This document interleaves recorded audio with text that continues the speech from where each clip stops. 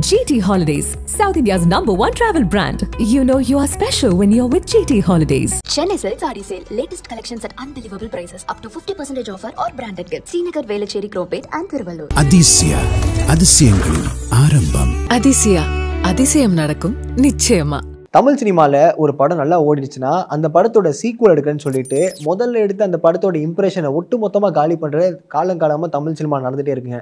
அதில் ஒரு சில படங்கள்லாம் சூப்பர் டூப்பர் ஹிட் ஆகிடுது சீக்குவல் எடுக்கிறது, ஒரு சில படங்கள் சீக்குவல் எடுக்கிறதுலாம் வந்து டிசாஸ்டராக போயிடுது. அப்படி தமிழ் சினிமாவில் முதல்ல இந்த சீக்குவல் அப்படின்றது இந்த பார்ட் 2 இந்த கலாச்சாரம்லாம் ஆரம்பிச்சது யாருப்பா அப்படின்னு நீங்கள் பார்த்தீங்கன்னா ஒரு சில பேர் தெரிஞ்சிருக்கும், ஒரு சில பேர் தெரியாதவங்களுக்கு நான் சொல்கிறேன். இந்த கல்யாணராமன் திரைப்படம் தான் முதல் தமிழ் சினிமாவோட சீக்குவல் திரைப்படங்க. ஜப்பானில் கல்யாணராமன் அப்படின்னு சொல்லிட்டு 1985 இந்த படத்தோடைய செகண்ட் பார்ட் வந்துச்சு. அதுவுமே நல்ல ஒரு வரவேற்பு கிடைச்சிது. ஸோ இப்போ அந்த டைம்ல இருந்து தான் இந்த சீக்குவல் அப்படின்ற கலாச்சாரம் தமிழ் சினிமாவில் வந்து உள்ளே வந்து அது ஒரு மாதிரி ரோலர் கோஸ்டர் ரைடாக போயிட்டுருக்கு. இப்போ வரைக்குமே தமிழ் சினிமாவில் எந்தெந்த சீக்குவல்ஸ்லாம் வந்து ஒர்க் அவுட் ஆச்சு, ஒர்க் அவுட் ஆகலை அப்படின்றத ஒரு லிஸ்ட் அவுட் பண்ணி சொல்லியிருக்கேன். அண்ட் இந்த வீடியோ முடிஞ்சக்கப்புறம் நீங்களும் வந்துட்டு உங்களுக்கு நீங்கள் எக்ஸ்பெக்ட் பண்ண படங்கள் வந்து சீக்குவல் பெருசாக போயிருக்காதுல்ல, அதையும் கமெண்ட் செக்ஷனில் மறக்காமல் கமெண்ட் பண்ணிவிடுங்க.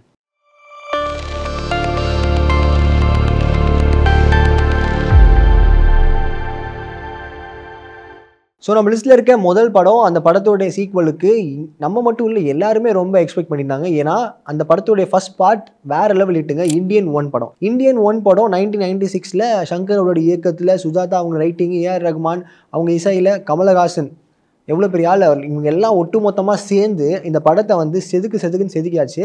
இந்த படத்தோடைய சீக்குவல் எப்போல்லாம் வரும்னு போகிற இடங்கள் ஃபுல்லாக சேனாதிபதி எப்போ ரிட்டன் ஆவார், என்ன நடக்க போகுது, இப்போ இருக்க கரப்ஷன் எல்லாத்தையுமே தட்டி கேட்கறதுக்கு அவர் தான் சரியான ஆள் அப்படின்னு எங்கே போனாலுமே சங்கர் அவர்கள்ட்ட கேட்டு அந்த படத்தோட சீக்குவலை வலுக்கட்டாயமாக வர வச்சாங்க. அதில் ஒரு பாட்டு வரல, அதுதான் நிறைய பேரோட ஆடியன்ஸோட மைண்ட் வாய்ஸும் வந்துச்சு.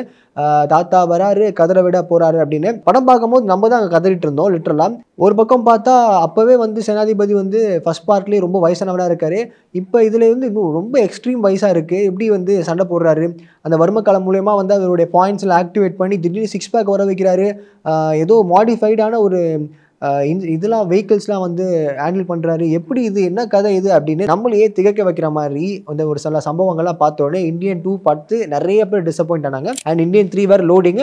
நீங்கள் எவ்வளோ பேர் இந்தியன் 3 படம் பார்க்கறதுக்கு எவ்வளோ ஈகராக வெயிட் பண்ணிட்டு இருந்த கமெண்ட் செக்ஷனில் மறக்காம கமெண்ட் பண்ணுங்க. அடுத்ததான் நம்ம லிஸ்ட்டில் இருக்கிறது சாமி படங்க. 2003 சாமி படம். இந்த படத்தில் வந்து விக்ரம் அவர்கள் அண்ட் த்ரிஷா, விவேக், இந்த படத்தோட இயக்குனர் நம்ம எல்லாருக்குமே தெரியும் ஹரி அவர்கள், ஹாரிஸ் ஜெயராஜ், இந்த மியூசிக்கல் அப்படின்னும் போது இந்த காம்பினேஷனே வேற லெவல் காம்பினேஷன். எத்தனை வாட்டி இந்த படம் போட்டாலும் நம்ம அகைன் அண்ட் அகைன் பார்க்குற அளவுக்கு நம்ம இந்த படம் ரெகுலராக பார்த்தாலுமே பிடிக்கும், போர் அடிக்காத ஒரு படமாக தான் இருக்கும். இந்த படத்தோட சீக்குவல் எடுக்கிறேன்னு சொல்லிட்டு ஹரி அவர்கள் ஒரு சின்ன ஒரு மிஸ்கால்குலேஷன் பண்ணிட்டாரோ அப்படின்ற மாதிரி தோணுச்சு. நான் சாமி ஸ்கொயர்னு எடுத்த உடனே பெருசாக ஒர்க் அவுட் ஆகலை. ஏன்னா அவங்களுடைய பசங்க தான் இவர் அப்படின்னு சொல்லிட்டு ஒரு மாதிரி நான் சிங்காகவே போச்சு.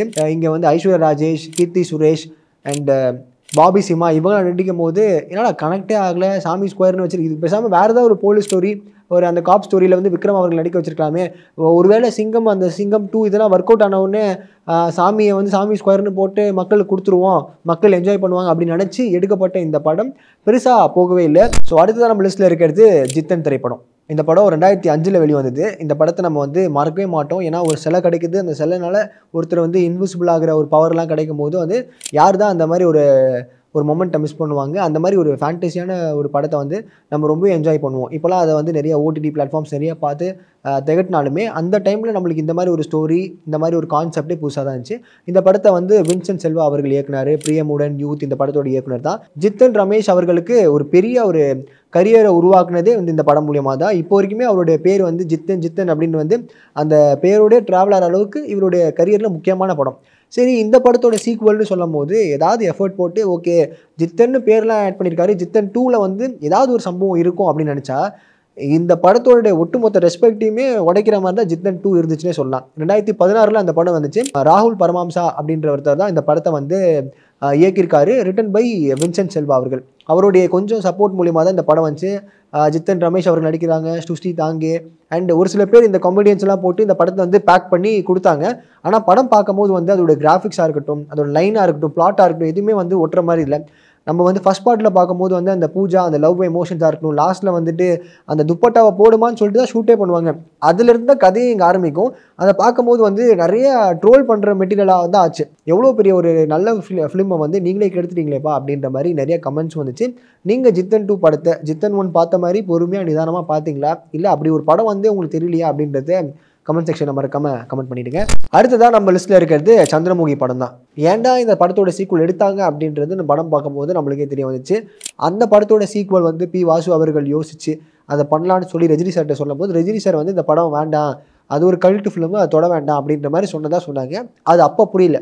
படம் வந்தக்கப்புறம் தான் நம்மளுக்கே புரிஞ்சுது. அந்த படத்தில் வந்துட்டு லாரன்ஸ் அவர்கள் இருக்கும்போது ஓகே, ஒரு ஹாரர் ஃபிலிமில் வந்து லாரன்ஸ் அவர்கள் இருக்காருன்னா நல்லா இருக்கும். ஏன்னா அவர் சூஸ் பண்ணுறதும் வந்து அந்த மாதிரி தான் ஒரு ஜானராக இருக்குது. ஏன்னா அந்த ஒரு இன்ட்ரோ ஷார்ட்லேயே வந்துட்டு என்னடா அது தெலுங்கு ஃப்ளேவர் மாதிரி இருக்குது, இது இன்ட்ரோவில் வந்துட்டு கொஞ்சம் ஓவர் ஹைப்பாக இருக்குது அப்படின்ற மாதிரி தான் இருந்துச்சு.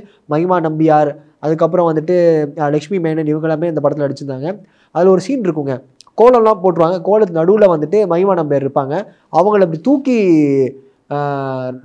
லாரன்ஸ் அவர்கள் வந்து எடுப்பார். அதெல்லாம் பார்க்கும்போது நாங்களே என்னது இது, கோலம் போடுற வரைக்கும் தெரியலையா அவங்க சென்டரில் இருக்காங்கன்னு, கோலத்துலேருந்து இப்படி போட்டால் நம்ம வெளில வரமாட்டோம் அப்படின்ற ஒரு நார்மலாக யோசிச்சிருக்கலாமே, அது இது யோசிக்காமல் அப்படியே உட்காந்து அந்த கோலத்தை போடுறாங்க. இது என்னப்பா இதுலேருந்தே நம்ம வந்து இந்த படத்தை வந்து எப்படி நம்ம தாண்ட போகிறோம் அப்படின்ற மாதிரி இருந்துச்சு. ஸோ படம் பார்த்து எல்லாருமே வந்துட்டு கல்ட்டு ஃபிலிமை வந்துட்டு இப்படி பண்ணிட்டீங்களே அப்படின்ற மாதிரி அவங்களுடைய கருத்துக்களை சொல்லியிருந்தாங்க. நீங்கள் சொல்லுங்கள், சந்திரமுகி 1 பெஸ்ட்டாக, சந்திரமுகி 2 பெஸ்ட்டா அப்படின்றது. ஸோ இப்படி நம்ம ஒரு பக்கம் சீக்குவல் எடுத்து டிசாஸ்டரான ஃபிலிம்ஸ் எல்லாம் பார்த்துட்டு இருந்தோம். அதே மாதிரி சீக்குவல் எடுத்து மிகப்பெரிய ஒரு பிளாக் பஸ்டர் ஆன படங்களும் நம்ம வந்து இப்போ பார்க்க போகிறோம். அதில் நம்ம முக்கியமாக ஒரு படத்தை சொல்லணும்னா பாகுபலி திரைப்படத்தை சொல்லி ஆகணும். பாகுபலி 1 வந்துட்டு ஒரு மிகப்பெரிய ஒரு பொருட்செலவில் எடுக்கப்பட்டுச்சு. பார்ட் 2 வந்து எந்த அளவுக்கு மிகப்பெரிய ஹிட்னா, ஃபர்ஸ்ட் பார்ட் வந்து 180-200 கோடி தான் கலெக்ட் ஆச்சுங்க. ஆனால் பார்ட் 2 வந்து மிகப்பெரிய ஹிட்டு, 1800+ கோடி கலெக்ட் ஆச்சு. 9000 ஸ்க்ரீன்ஸில் வந்து இந்த படம் ரிலீஸ் ஆயிருக்கு. அதில் குறிப்பாக 6500 ஸ்க்ரீன்ஸ் வந்து இந்தியாவில் மட்டுமே வந்திருக்கு. யோசிச்சு பாருங்கள், ஒரு 10 கோடி டிக்கெட்ஸ் வந்து செல் ஆயிருக்கான். First Indian film to cross 1000+ crores அப்படின்ற மாதிரி சொல்கிறாங்க. அட் த சேம் டைம் ஒரு நான் இங்கிலீஷ் ஃபிலிம்ஸில் வந்துட்டு ஒரு டாப் ரேங்கிங் உள்ள 50வது ரேங்கிங் உள்ள அந்த 1 to 50ல் இந்த படமும் வந்து ஒரு பிளேஸ் எடுத்திருக்கு அப்படின்ற மாதிரி சொல்கிறாங்க. ராஜமௌழி அவர்கள் ஒரு பிரம்மாண்டத்தை காமிச்சிருக்காருன்னா, இப்போயுமே நம்ம வந்து ஏதாவது ஒரு மீமாக இருக்கட்டும், கட்டப்பான்ற கேரக்டரு, ராஜமாதா சிவகாமி தேவியாக இருக்கட்டும், நாசர் அவருடைய கேரக்டர், அப்புறம் வந்துட்டு பல்வால் தேவன், பாகுபலி, அமரேந்திர பாகுபலி அப்படின்னு சொல்லி ஒரு கேரக்டரோட பேருமே நம்ம மனசில் உட்கார்ற மாதிரி அந்த ஒரு படத்தை வந்து கொடுத்துருக்காங்க. அண்டு நிறைய விஷயங்கள் போகுது. பாகுபலி 3 வருமா அப்படிலாம் மாதிரி டாக்ஸ் தான் இருக்குது. லெட்ஸ் ஹோப் நம்ம பாகுபலி 1, பாகுபலி 2 ரெண்டுமே வந்து வேறு கிராஃப்க்கு போய் வேறு ஒரு லெவலுக்கு வந்து அந்த ஒரு பாரை வந்து செட் பண்ணுச்சு அப்படின்ற மாதிரி நம்ம சொல்லலாம். அடுத்ததாக சீக்குவல் எடுத்து பிரம்மாண்டத்தின் உச்சத்துக்கு போன படம்னா புஷ்பா திரைப்படம் தான். சுகுமார் அவருடைய ரைட்டிங்கில் அந்த டைரக்ஷன் அப்படின்னும் போது வேறு லெவல் இட்டு. ஏன்னா செகண்ட் பார்ட்டில் கொஞ்சம் ஓவராக இருந்த மாதிரி இருந்தது. ஏன்னா ஒரு பவர் கிடைச்சோடனே, பணம் கிடைச்சோடனே வந்து நான் கவர்மெண்ட்டே வந்து ரூல் பண்ணுவேன், கவர்மெண்ட்டே என்னால் நினச்சா மாற்ற முடியும் அப்படின்றது கொஞ்சம் ஒரு மாதிரி எக்ஸ்ட்ரீமாக அந்த லைன்ஸ்லாம் போனாலுமே ஆடியன்ஸ்க்கு எது கொடுத்தா நல்லாயிருக்கும், எது அவங்கள சாட்டிஸ்ஃபை பண்ணும், இதெல்லாம் கொடுத்தா அவங்க என்ஜாய் பண்ணுவாங்க அப்படின்றத அழகாக சுகுமார் அவர்களுக்கு தெரிஞ்சு அது நேக்காக ஹேண்டில் பண்ணியிருக்காரு. 1738 கோடி இந்த படம் கலெக்ட் பண்ணியிருக்கு அப்படின்னும் போது இந்தியில் மட்டுமே குறைஞ்சபட்சமே சொல்கிறாங்க ஒரு 800 கோடி இந்த படம் வந்து இந்தியில் மட்டுமே கலெக்ட் பண்ணியிருக்கு அப்படின்றது சொல்கிறாங்க. ஃபஃபா அவருடைய ஆக்டிங் வந்து பார்ட் 1ல் வந்து ஒரு கிளிம்ஸ் காமிச்சிருப்பாங்க, பார்ட் 2ல் எக்ஸ்ட்ரீமாக இருக்கும். ஸோ கடைசியில் அந்த பில்டிங், அந்த மண்டபம் வந்து வெடியுது, அது யார் வந்து ஆப்ரேட் பண்ணது, யார் வந்து அந்த பாம் பிளாஸ்ட்டை வந்துட்டு நிகழ்த்தினது அப்படின்ற மாதிரி ஒரு டாக்ஸு. புஷ்பா 3யுமே வந்து இதோட ஸ்கேல் இன்னும் கொஞ்சம் பெருசாக போகுது. இப்போ 2000 crores ஆல்மோஸ்ட் டச் ஆச்சு. இது அடுத்தபடி போகுமா அப்படின்ற டாக்ஸ் இருக்குது. அண்ட் நீங்கள் சொல்லுங்கள், இந்த படம் எப்படி உங்களுக்கு பிடிச்சிருந்ததா இல்லையா, அண்ட் இது ஓவர் ட்ராமாட்டிக்காக இருந்துச்சா, சீரியல்மாக இருந்துச்சா அப்படின்றத உங்களோட கமெண்ட்ஸை கீழே கமெண்ட் பண்ணுங்கள். டிசம்பர் 21, 2018 இந்த டேட்டை ராக்கி பாய் ஃபேன்ஸ் வந்து மறக்கவே மாட்டாங்க. ஏன்னா தமிழ் சினிமாவில் வந்துட்டு வேறு ஒரு ஸ்டேட்லேருந்து ரிலீஸ் ஆகிற ஒரு படம், வேறு மொழி படம், இங்கே வந்து சூப்பர் டூப்பர் ஹிட்டு. இங்கேயே எல்லோரும் செதற ஆரம்பித்தாங்கன்னா அந்த கேஜிஎஃப் படம் பார்த்து தான். குறிப்பாக கன்னட இண்டஸ்ட்ரியிலேருந்து ஏதாவது ஒரு படம் ரிலீஸ் ஆச்சுன்னா அந்த படத்துக்கு கிடைக்கிற ரிசப்ஷனாக இருக்கட்டும், அந்த படத்து மேலே இருக்க அந்த அட்டென்ஷனாக இருக்கட்டுமே கேஜிஎஃப் படம் மூலியமாக ஒரு படி மேலே போச்சுன்னே சொல்லலாம். ஏன்னா இந்த ஒரு குறுகிய காலத்தில் யாஷ் அவர்கள் வந்து இந்த மாதிரி ஒரு படத்தை வந்து புல் பண்ணுவாரா அப்படின்னு பார்த்தீங்கன்னா யார் எதிர்பார்க்கல. KGF 1 அந்த மார்க்கெட்டை உருவாக்குச்சு. கம்ப்ளீட்டாக ஒரு 4 வருஷம் கழிச்சு KGF 2 வருது. ஏகப்பட்ட ஒரு எக்ஸ்பெக்டேஷனுங்க. எப்படி இது வந்து பிரசாந்தில் வந்து கொண்டு போக போகிறாரு, இதுவே ஒரு பிரம்மாண்டமாக நாங்கள் பார்த்துருவோம், இதை விட ஒருத்தர் வந்து ஒரு மாதம் கொண்டு போகிறான்னு பார்த்தா அங்கே அதுக்கு மேலே ஆதிரான்ற ஒருத்தர் வராரு, அது வந்து அகெயின் அந்த கேஜிஎஃப் வந்து ஆக்கிரமிக்கிறதுக்காக அவர் விஷயங்கள்லாம் பண்ணுறாரு. அதை எப்படி ஒரு ஹேண்டில் பண்ணுறாரு அப்படின்னும் போது ஒரு ரிவெஞ்ச் ஸ்டோரி இருக்குல்ல, அது எடிட்டிங் வைஸாக இருக்கட்டும், மியூசிக் வைஸாக இருக்கட்டும், அம்மா சென்டிமெண்ட், இது எல்லாமே கிளப் டுகெதர் அண்ட் ஒர்க்டு எப்படி சொல்கிறது பர்ஃபெக்ட்லி அப்படின்னே சொல்லலாம். இந்த படம் வந்து நம்ம சொல்லணும்னா கிட்டத்தட்ட 1200+ crores அப்படி தான் கலெக்ட் ஆச்சு அப்படின்ற மாதிரி சொல்கிறாங்க. அப்பார்ட் ஃப்ரம் இந்த படம் வந்து இவ்வளோ கலெக்ட் பண்ணிச்சு அவ்வளோ பண்ணுச்சு அப்படின்னு தாண்டி கன்னடா இண்டஸ்ட்ரியில் முதல் 500 கோடி இந்த படம் தான் கலெக்ட் பண்ணிச்சு. அண்ட் கன்னடா இண்டஸ்ட்ரியிலே முதல் 1000 கோடி இந்த படம் தான் கலெக்ட் பண்ணிச்சு. அது மூலியமாக இண்டஸ்ட்ரி க்ரோ ஆகிறத தாண்டி இந்த சீக்வல், இந்த ஃப்ரான்ச்சைஸ் வந்து க்ரோ ஆகிட்டே இருக்கும் அப்படின்ற மாதிரி சொல்கிறாங்க. KGF 5 வரைக்கும் இந்த பார்ட் போகும் அப்படின்ற மாதிரி சொல்கிறாங்க. எது வரைக்கும் என்ன நடக்க போகுதுன்னு தெரில. லெட்ஸ் வெயிட் அண்ட் சீ. இந்த வீடியோ பார்க்கும்போது நிறைய பேர் வந்து அப்போ தமிழ் சினிமாவில் வந்து எந்த சீக்வலும் பெருசாக ஓடலையா, கிளிக் ஆகலையா அப்படின்னு நீங்கள் நினைக்கலாம். அப்படிதான் இல்லை. இங்கே சிங்கம் 1, சிங்கம் 2 அண்ட் சிங்கம் 3 அது வந்து கிராஜுவலாக அந்த ஃப்ரான்ச்சைஸையும் வந்து நல்ல ஒரு ரிசல்ட்ஸ் கொடுத்ததுன்னே சொல்லலாம். சிங்கம் 1 வந்து 25வது படம் ஆஃப் சூர்யா. அந்த படம் வந்து சாலிடாக 100 கோடி கலெக்ட் பண்ணிச்சு. கட் பண்ணி யாரு தான் விடுவாங்க, ஓகே சூர்யானா பர்ஃபெக்டாக மேட்ச் ஆகிறாப்புல, ஃபிட்டாக இருக்காப்புல, ஸோ அப்படியே கட் பண்ணி நம்ம 2 எடுப்போம்னு சொல்லி ஹரி அவர்களுடைய ஐடியா உதயமாக அப்படியே 2013 படம் எடுக்கிற ஸ்பீடில் பார்ட் 2ன்ற அனௌன்ஸ்மெண்ட் வந்து அந்த படத்தோடைய வேலைகளும் சிறப்பாக நடந்து அந்த படமும் 135 கோடி கலெக்ட் பண்ணிச்சு. அப்படியே கட் பண்ணால் 4 வருஷம் கழிச்சு சிங்கம் 3ன்னு சொல்லி அந்த படமும் நல்ல ஒரு கலெக்ஷன் ஆச்சு. இப்படியே போக போக சிங்கம் 4, சிங்கம் 5 சொல்லிட்டு அவரோட ஃப்ரான்ச்சைஸோட பார்ட்டே வந்து ஹரி அவர்கள் இயக்க ட்ரை பண்ணார். அப்போ தான் சூர்யா அவர்கள் இல்லை இந்த ஃப்ரான்ச்சைஸ் அப்படின்ற ஒரு கனவை கொஞ்சம் ஸ்டாப் பண்ணிடலாம், அடுத்த படம்லாம் போயிட்டு வேற ஒரு பிளான்லாம் வச்சுட்டு அதுக்கப்புறம் நம்ம வந்து சிங்கம் ஃப்ரான்ச்சைஸை தொடலாம், ஏன்னா அடுத்தது கொடுத்தா மக்கள் கொஞ்சம் ஒரு மாதிரி மொனோட்டோனஸ் ஆகிடுவாங்க, ஃபீல் பண்ணுவாங்களோ அப்படின்னு நினச்சி அந்த ஒரு கால் எடுத்தார்.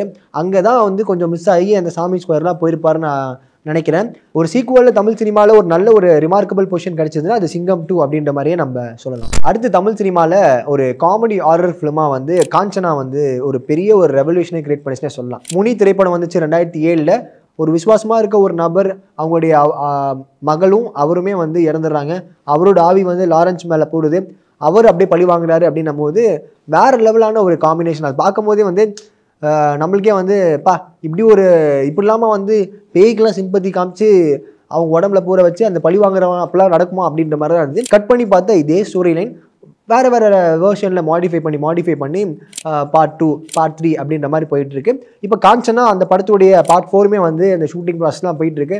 இது என்ன வேர்ஷனாக இருக்க போகுது அப்படின்றத நம்ம பொறுத்து வந்து பார்ப்போம். ஸோ இப்படி தமிழ் சினிமாவில் ஒரு படம் ஹிட் ஆச்சுன்னா பார்ட் 2 எடுக்கன்னு சொல்லி ஹிட் ஆகாமல் போன படங்களும் இருக்குது, ஹிட் ஆகிற படங்களும் இருக்குது. அதுதான் நம்ம வீடியோவில் பார்த்துருப்போம். அதே மாதிரி நிறைய எக்ஸ்பெக்டேஷன்ஸும் இருக்குது. இப்போ பார்ட் 2 வந்து தமிழ் சினிமா நிறைய எடுத்துகிட்டு இருக்காங்க. ஃபார் எக்ஸாம்பிள் ஜெயிலர் 2 இருக்கும், கைதி 2 இருக்கட்டும், அதோட அனௌன்ஸ்மெண்ட் வந்தாச்சு.